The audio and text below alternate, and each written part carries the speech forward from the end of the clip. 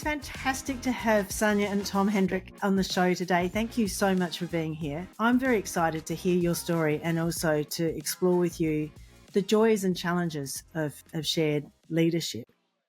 Can you share with us, how did you end up working together? John, from your point of view or my point of view? They are different perspectives, so maybe let's hear both. I want to jump in. So, from my point of view, and you do need to hear both sides, they converge in a really interesting way. So, very quickly, it starts when I'm 13 years old. I'm 13 years old. I have two older brothers who are 9 and 8 years older than me. And I'm becoming a teenager. My mum notices that I am mumbling a lot at the dinner table, probably because my stories aren't as funny as my older brothers, and I get cut off a lot. And what's the point in finishing a story if no one's going to listen anyway? And so my mum thought, let's do something about Tom's confidence. She had a friend in radio, a gentleman named Howard Bannister, and he would come over on Tuesdays and he'd bring this crusty yellow book of Australian stories and tongue twisters. And he taught me how to say them properly. He used to annotate the pages like music, and that was my first introduction to learning how to tell stories, how to be a public speaker. In school, I entered a public speaking competition. It was a very large school. There were like 10 participants, and I won. And I'm like, oh, this is something that I'm good at that no one else sort of focuses on. And it's weird that people, it's such a good life skill to be able to speak properly, and no one's sort of actively working on it.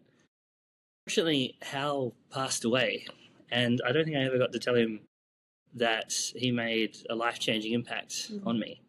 But I thought I'd continue looking into what he gave me. And so I thought, all right, where do I find my next teacher? And I looked at comedians, and I looked at politicians, and I looked at lots of different speakers, and decided to distill. I used to write down every word they said and try to find the patterns.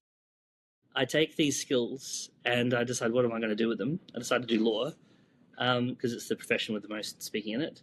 I'm a tax lawyer for about 10 years. I then realized that I've got this dream job to do public speaking that I've just been setting aside for a much more safe profession. So I decided to quit that job and launch myself into a business. And it's going to be, evidence-based public speaking based on how professionals speak in a way that gets outcomes. It's got to be very corporate, very evidence-based and technical and scientific. And then after quitting my very safe tax law job, I talked to a business coach to sanity check my business idea. Should have done that the other way around, but it was okay. And she says, oh, there's someone else who does public speaking in Adelaide named Sanja. Have you met her? You'd love her. Foreshadowing. And I go, oh, no, I've heard of Sanja, but I've never met Sanja. And she goes, oh, she's doing a networking workshop. You should go. And I go, she's going to think I'm there to steal her material. She goes, don't be silly. Just come and see what happens. Like, okay, so this is my direct competitor, someone who has a theatre-based approach to speaking, which is sort of included in my thing, but only a little bit. I look at other stuff. And so I go to the front desk, I put in my business card, I sign in the front door. And as I'm putting in my business card, Sanja sees me and goes, what are you doing here? Yeah. And I'm like, I'm not here to steal your stuff. And she does this wonderful networking workshop.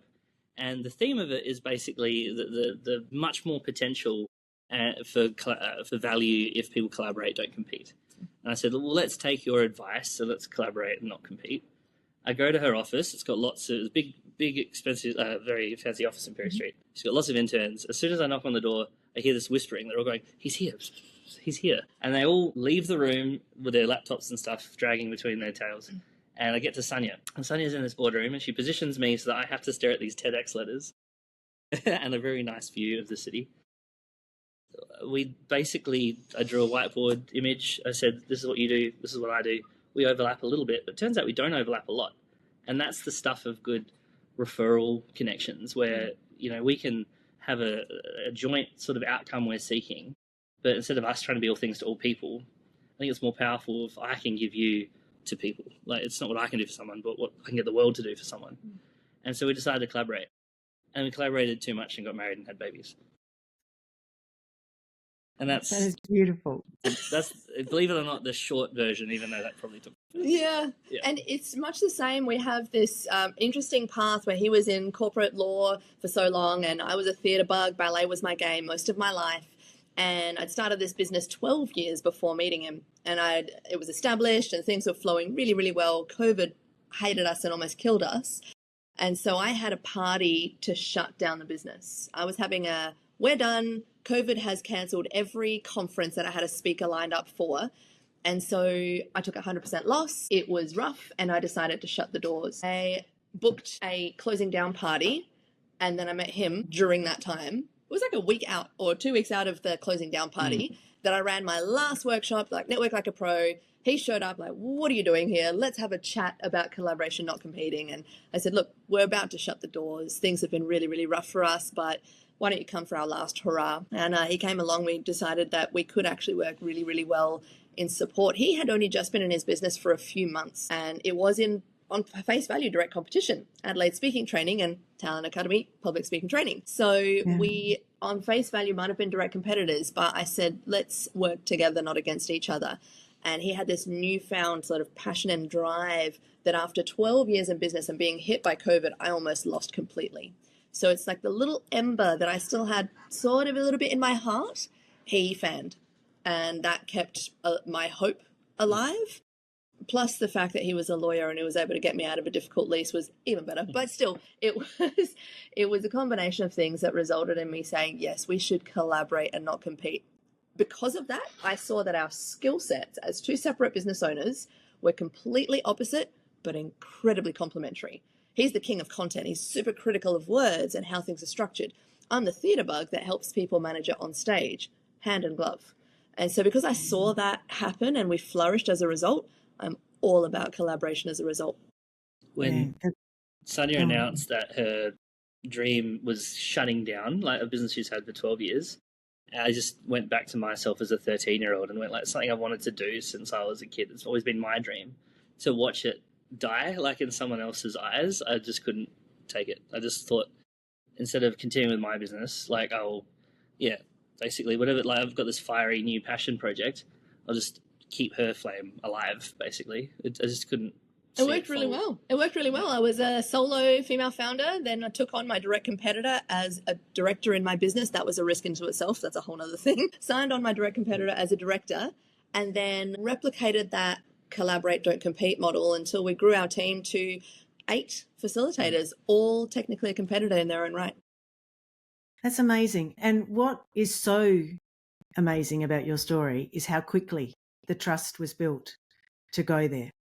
There were very strategic conversations. You know, it's similar like a relationship. Some people go on the fleeting emotional journey of like, oh, it feels right and it bubbles in my heart, whatever. Look, to be honest, on the personal side, we learned very quickly how to build that trust on purpose. So behind the veil of how the business relationship grew, when we had to get to know each other very, very quickly, we did so with a structure in mind. Every lunch or coffee meeting was something really critical. On the personal level, for example, during this shutdown of the business, so I can share with you, I'm comfortable now to share this part of the story. COVID loss wasn't just the business. I also lost my fertility almost completely.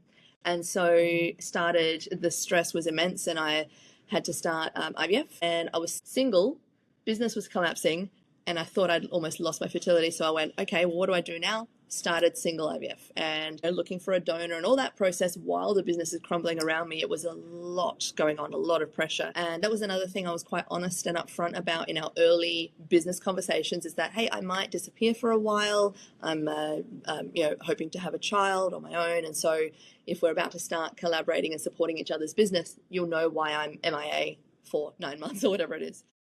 And so that, spurred some very personal conversations. He asked me how things were going. He showed up at the IVF clinic and just being there as an emotional support. He sat in that waiting room, and this was a pivotal moment for me. He sat in that waiting room as a potential collaborator, a business collaborator, no relationship yet, just a business collaborator, and said, no one should go through this alone. He was just there. Those words, it stuck with me for life. No one should go through this alone. He was just there for an emotional support, just as a business friend. And the fact that my stress levels plummeted meant that my hormones balanced and I was able to actually produce an egg. And so fast forward, it ended up being his baby, not the donor's. That's beautiful. I mean, what a generous act. There's obviously generosity always through. There's such vulnerability in sharing such personal stories to somebody who, from what I'm working out, you've only just met. Like, Yeah, it was a matter of weeks. It went from him coming to my workshop as just an attendee to having a coffee about a week or two later. And that coffee was very serious conversations about how we can support each other's business and collaborate. We started the conversation on the front foot of collaborate, don't compete as a mindset, which meant that everything that flowed from that conversation was positive. Rather than trying to like check our differences, we actually just checked our commonalities. Yeah. There's an interesting communication perspective to this. I think the secret ingredient for why it worked for Sanja and I, and so quickly, is that we both think a lot about good communication and what that is. And so being good communicators, well, good communication often looks like getting a lot of stuff done or getting a lot of people to see the vision or the dream in something in a really short space of time. Like impact word ratio is like a good measurement of good communication. And what's interesting about our situation is it could have passed or failed, but a lot of people, when they build relationships, they do it in a beat around the bush, sort of fashion. They think that, instead of having the big conversations up front, they sort of nickel and dime at a relationship, have this extended courtship. They sort of network a lot in small talk words and that sort of thing. There's a place for chit-chatting and for networking and to sort of, feeling each other out first. But then at some point, what we were able to do was to go, right, these are my non-negotiables, and to speak in a way where we weren't afraid to lose each other. I guess because at that point we were kind of competitors. But there were two things. One, I think the mark of an expert is the ability to be able to see what's invisible but important. I'm not a mechanic. I don't understand how cars work. I have 2 Priuses, like as our family. I'm not a car guy. If I open the front of the car and I look at all the engine-y stuff, I can't tell you every part by name. I don't know what's there and if it's supposed to be there or what's missing, the invisible but important spark plug that's needed to make the whole engine work. But one thing I am good at is communication. I sort of know where conversations should be going and what people are familiar with, and using that familiar information to get to new stuff. And so for Sanja and I to be able to go, this is my identity, and say it very clearly, and then to figure out what theirs is, and then to see where the potentials are and the overlap. And just to be able to talk about all the things you need to do to collaborate and fuse 2 businesses together, and also to fuse what ended up becoming our relationship together. Because of Sanja's fertility timeline, she was basically like, right, either marriage or get lost. We don't have time to waste. It was those critical conversations that made a difference, because rather than going, let's just get to know each other as business collaborators, let's just get to know each other, see if we'll get along, blah, blah. We actually had to, it was the heat of COVID. Everything was cancelling. Everything was getting lost. It was hard. And I was also going through this IVF journey. Those 2 things combined, just as far as a pressure cooker environment, you're right. It could have gone both ways. But for us, it turned into a diamond. That pressure created the exact diamond that has now flourished as a business. And I think it's pivotal conversations that we did on purpose, both business and personal. And, when they say what's the number 1 breakdown of relationships, it's communication. So we saw a direct correlation with how the business relationship was built and how our personal relationship was built, because the methodology was the same. We were having similar critical conversations rather than sitting down in our boardroom and going, tell me about what you do and how long you've been doing it, blah, blah. We went straight to the point. It was like, who do you serve? What problem do you serve for them? What do you wish you could do better? And is that something I can provide? Right, my turn. Who do I serve? And we mapped it on a whiteboard with whiteboard markers. Relationship was the same. I think it was the first coffee. I was like, right, we're going to talk about love languages. Let's talk about childhood trauma. Let's unpack life, that people take years to get to know, because time was critical for us. And those strategic moves about which conversations matter resulted in much better relationship foundation. Short communication can time compress 5 years into 5 minutes sometimes. 100%. Wow. That is just fantastic, because we all know relationships which never have those conversations. There are lots of people who just go through life avoiding having some of those crucial conversations, those really important conversations, because they're scared of the outcome. Did those conversations include what would we do if it all fell apart? Did you do the risk management? Contingency plans? Yep. Definitely. Yeah. Definitely. So good. It was really nice. necessary, not just to talk about how we could work well together, but what ifs and the realities of the future. So what's going to happen with your business brand? What's going to happen with mine? What if I need to take some time off for these kids? And not necessarily that it made the conversations easy, but they were necessary. And none of this is without, like, the risk element that you're talking about here. None of this is without its pressure. I cried on my own at home when he didn't realize. After these conversations and after just sort of realizing that the thing we were talking about making a reality, I kind of went home like, am I actually taking on my competitor as a director in my business that's been around for 12 years? What am I doing? And I definitely cried that one out. But I had to look back critically on the conversations we had. I looked at him. I had criteria in mind, as you would for the kind of person you want to be with in life. I actually wrote it down on a piece of paper and pinned it to my pin board at home.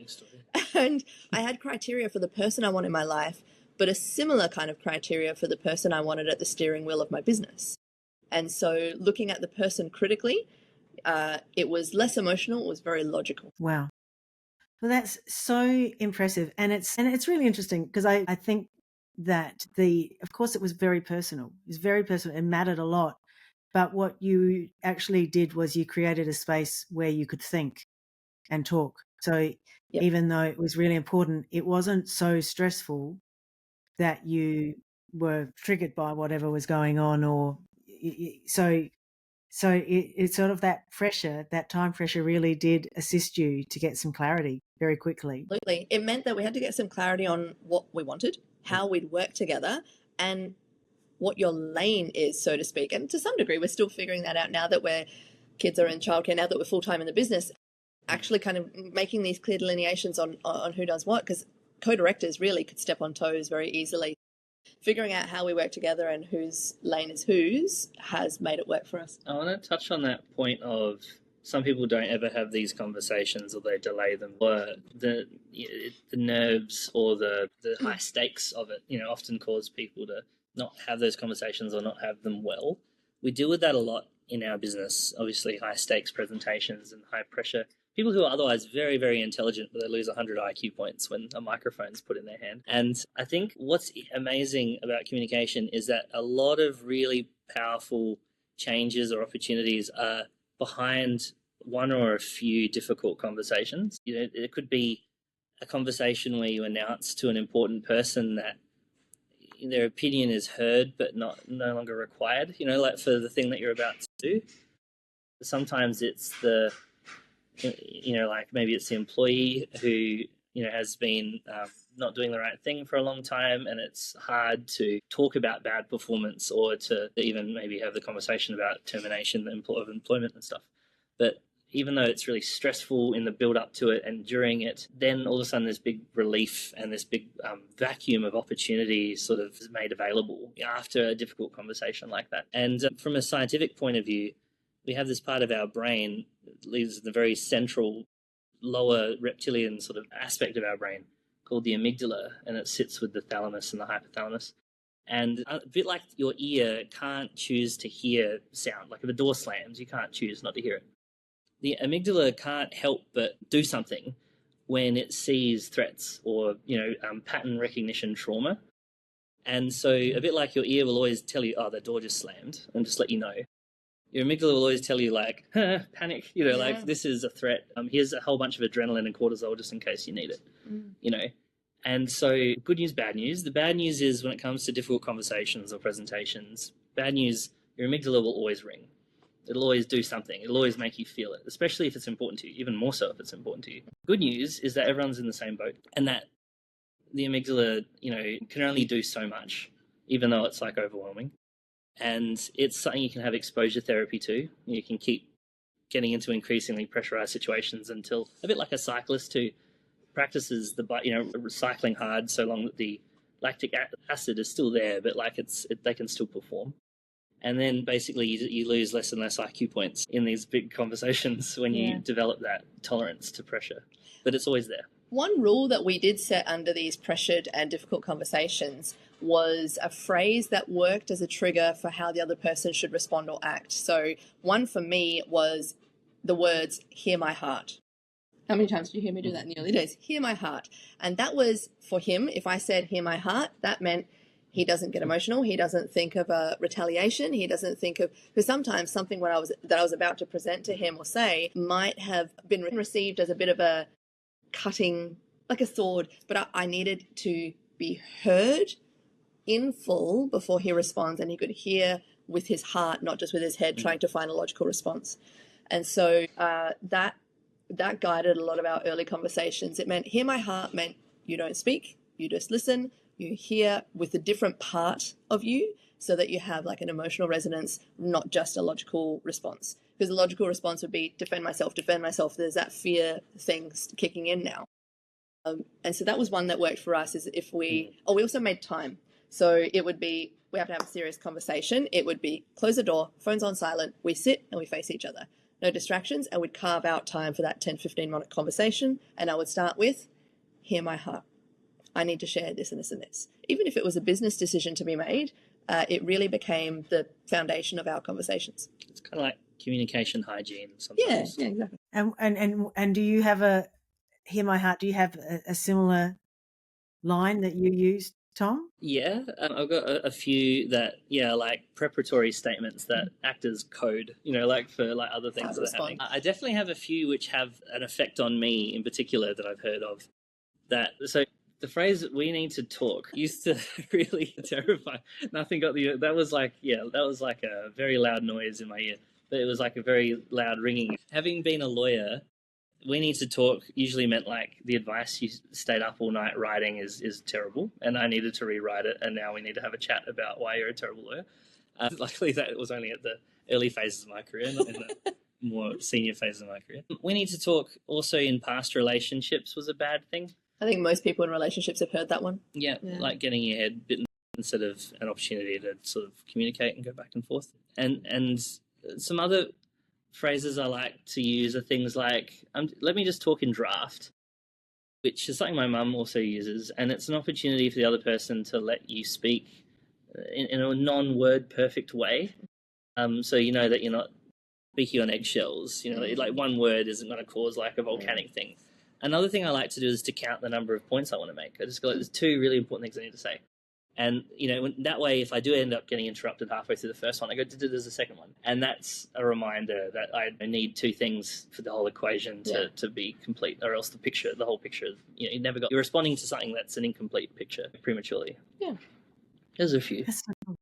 No, that's really cool. Because in my conflict work, that's one of the things that, before people leave a meeting where we're working out how we're going to work together going forward, is to work out what language are we going to use if we need to call something out, so that we take it seriously. And we generally create a rule that you have to respond within 24 hours. You don't have to respond immediately, but you have to respond within 24, 48 hours, so that we don't let things blow up. And because usually it's just a curious conversation we need to have. But yeah, so I love that. So now you work together.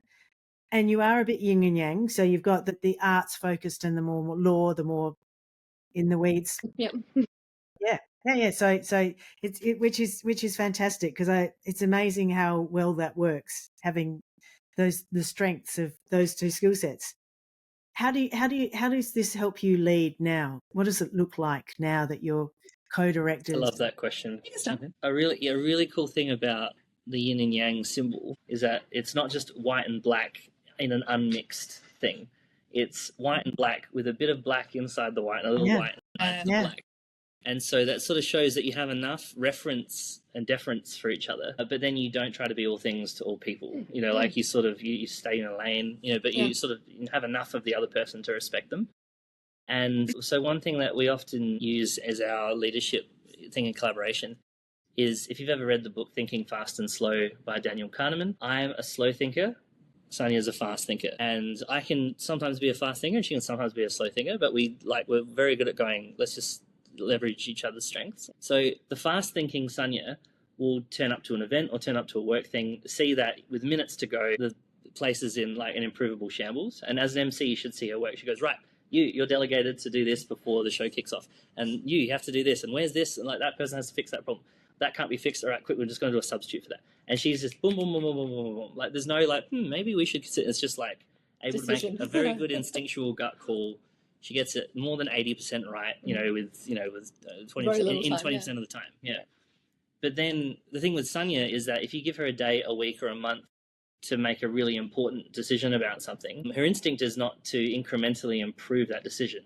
Her gut decision is almost what she'd prefer to go with. Yeah, like, should we launch a business in London? Sure, let's do it. Like, I don't think. And he's like, wait. Yeah. So give me a day or a week or a month to work on something, and I'll give you a better and a better and a better and a better answer. With data and spreadsheets is amazing. Crunch it.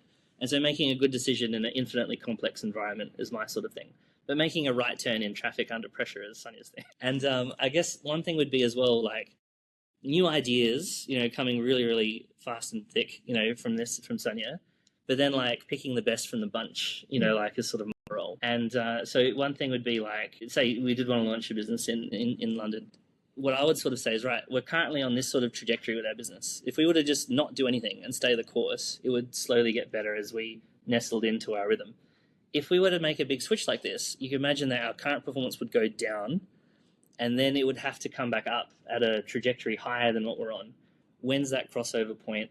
If it's too down the track, what's the point in doing it? Like, we're just resetting ourselves, almost like an adult just constantly going back to toddler school again, instead of just graduating. And so there's sort of a choice cost or a choice switching cost. And that's the sort of thing that I like to think about. Whereas Sanja was like, wouldn't it be cool? Or signal, like picking up on signals and opportunities. I can be like, that shiny thing that I see, like everything that I see, there's like a shiny thing in the corner. Sometimes it's genuinely a diamond, and you don't want to miss them if they're really good opportunities. There are prizes for being first, and there are prizes for being correct. And so, like, it's good to have the option of both. Yeah. That's so powerful, because, and we see this a lot in organizations where leaders have one or either of those strengths, but they don't have necessarily both, and they don't always have a 2IC or somebody else to fill that gap. And that can be really difficult to lead when you're sort of like the shiny objects, but need somebody to help you work out what's the priority. But equally, when you like to slow down and make decisions, then I see leaders who then don't make decisions because they're scared of making the wrong decision. And so the power of the two of you working together, being able to bounce and move that forward. And from what I'm hearing is you have the benefit, because of the way your relationship started and your skills in communication, that's not a conflict space. Occasionally it could be. It doesn't matter if it is, healthy conflict's fantastic, but it doesn't sound like it's a problem. It sounds like it's an opportunity. It's healthy conflict. There's so much trust there. Yeah. Talk about yin and yang, like conflict with a bit of healthy in it, like that's, and so this is something I love to think about. It's a feature, not a bug, of good collaboration, that the people in the collaborative team, if they're doing their job, will annoy each other. It's appropriate, though. Annoyance and conflict is fine. A feature, not a bug of good teams. I like to use this. Imagine like an A team. You've got like a fearless visionary leader who's really, pie in the sky sort of thing. You've got like a real compliant, details-orientated person. You've got someone who has to physically build something. You've got someone who has to find it, like find the stuff. You got that sort of team. If they're all doing their job, they'll all annoy the heck out of each other. The visionary is going like, we should do this. And the lawyer's like, we can't do that. And the builder's like, we certainly can't do that. But then they're like, we'll make it happen. And so for Sanja to say, make your good decision but faster, sort of prompts me to innovate, go faster. And by the same token, if I come with a brilliant new idea, I think we should do this, and he asks, why? Show me the numbers, prove it. It makes me go, well, if I can't, then is it really a good idea? So it's actually a really good balance where we can be pretty clear about how the business runs. However, in most circumstances, most people in that situation would feel that the pressure results in conflict. But I want to do this. This is a really fantastic idea. And if I was running the business on my own, if I was a solo director again, it's just my decision, right? It only falls on me. It is a necessary challenge. The business is better for it. The business has grown as a result, but it doesn't necessarily make it easy. Imagine going to the gym, getting sore after a heavy workout, going, oh, I didn't like that. It's like, no, that's how you know the muscles. The muscles being in need of repair is what causes the growth. Yeah. And so that's the same thing. Painful growth is actually a really good thing for us. The butting of the heads is a good thing. Yeah. But that's where innovation comes from as well, isn't it? Yes. Yeah. healthy conflict, which is fantastic. One question before we wrap this up, because this is just fantastic. I'm so thoroughly enjoying this conversation. But one question is for the people that work in your team, do you have really clear reporting lines, or and again, does it sort of go to personality, or does it go to responsibility? It definitely, we look at our skill sets as individual directors, and we know at what point we need to step in to lead. So an example would be when it's all things about like the morning meetings, checking in with the team members, those that are in the office actually running operations, that's where I'll jump in, because Tom's personality and his profile, the way he works best is uninterrupted workflow. So he gets his best work out when he's project focused, whereas I can task switch incredibly well. So because we've identified that, it means that I can go from person to person in the team at the drop of a hat and go, hey, do you need help with this? How's this working out for you? I need you to improve on this, or whatever it might be. And so we've picked up on that. But then if there's a critical decision to be made, or someone's got a report to present to us and I don't have the bandwidth to overthink it, I kind of go, you need to present something to us? Tom, come over, you need to hear this. Yeah. And so in that regard, we figure out what our strengths are. For the facilitators who are actually running our workshops, some of which you see right there, for our facilitators who are actually running our workshops, they all such unique people and different profiles, different personality profiles. They've all got their unique strengths. Working with our trainers versus working with our in-house operations team is quite different. So we have senior trainers who do incredible work. We'll delegate the work to them with the criteria, and they'll report back at the end of the workshop, which is worked out really, really well. That'll be to both of us. But for the operations side of things, we've figured out whose lane is whose, and it's worked well based on our personalities. A good framework that we like is to have a very colorized and a colorized calendar, and we make it proactive instead of reactive. So if I had to think of what my ideal work week would look like, it would be 80% me being left alone to make things, and then 20% is set aside for managing things. For Sanja, an empty calendar looks unproductive, because she's a manager. And so managers are productive when they are in lots of meetings and they're sort of always keeping, in motion. But for Maker, it's like, I'm productive when I'm uninterrupted. The task switching is so costly for me, but for Sanja, it's not costly at all. And so Sanja has an open door policy, and I have a break glass in case of emergency policy. And it's just how, and the other thing is to recognize that some staff are makers, and some are managers, and some are makers on some days and managers on others.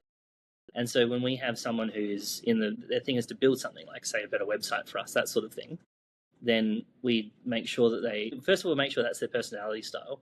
But if they do want to be left uninterrupted, create the space. Yeah, their management time is done not in the middle of their bandwidth and sort of at the beginning or the end of the day. And so they've got this big uninterrupted sort of thing. But if other people are in a manager mode, they need to ask us lots of questions, take our feedback and do it and stuff, then their line of reporting would be to Sanja, and their stuff is done sort of like in high volume and high repetition and all that sort of stuff. And so that's a good, just how task switching affects people's energy levels and productivity is a good metric for looking at that.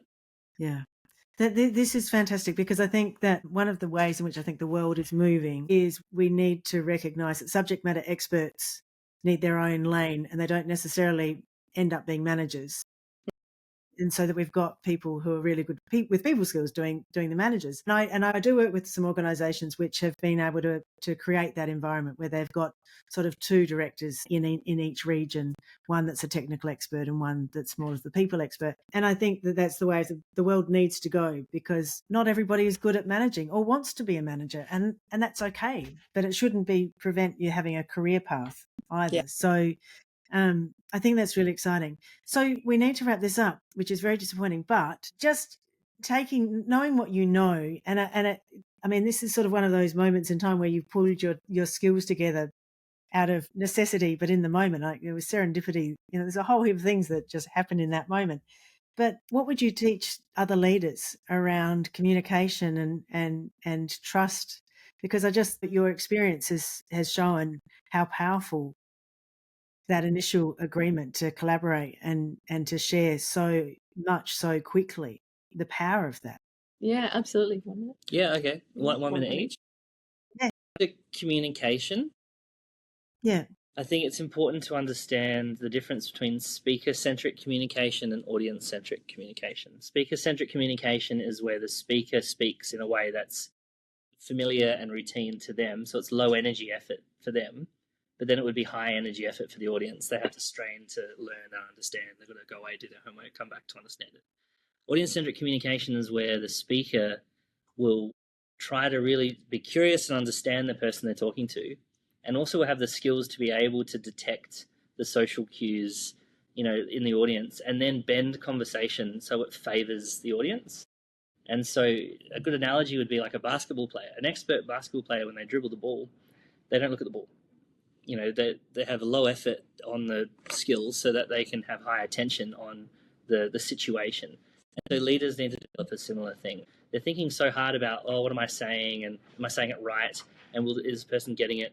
That's like looking at the ball when you're dribbling. But if you have a good communication framework, you're comfortable with communication and how you lead and communicate, then instead you can be low effort with that exercise of pitching or presenting, but very high attention on the people that you're pitching presenting to, because the same pitch doesn't work on two people. And so that's what I would recommend, the teachable skill. For me, it's something I think I wish I knew when I started this process, and I can encourage others to learn. When managing business, when learning to collaborate, if becoming co-directors is on your radar, it's the best life lesson in general is to test and trust. Test and trust was really, really important to me. So firstly, it was testing, does this work? Can we work together? Can we collaborate? Testing the difficult conversations was paramount. Testing all of that as early as possible. Whether it be a relationship or in a business, some people find out these difficult things 10 years down the track and they go, I should have known that from day one. So testing a lot of these assumptions, testing difficult conversations, testing whether we could work together, testing collaborative models as early and as quickly as possible. And then secondly, probably the most difficult, trust. Learning to trust my direct competitor and letting go of the ego that was associated with being a director of my own company, letting go of my little baby business that was so directly tied to my personal identity, all of that, trusting someone else to come in and improve, even though it was different to what I thought it would be. That trust, it doesn't come naturally, and it had to be a choice. And it was probably a daily choice for me initially. Daily choice was to go, trust the process. You've already tested what you needed to test. That's beautiful. Thank you so much for sharing your story. It's an extraordinary story, but it is such a powerful story about how valuable good communication is. I mean, it's just, as somebody who works in conflict, this just fills my heart with joy. So I love this. Being vulnerable is powerful. It's not It's an absolute strength. Absolute strength. It's mischaracterized as a weakness. It's an absolute strength. Yeah, absolutely. All right. Well, thank you for your time. Thank you for inviting us. Fabulous. Cheers.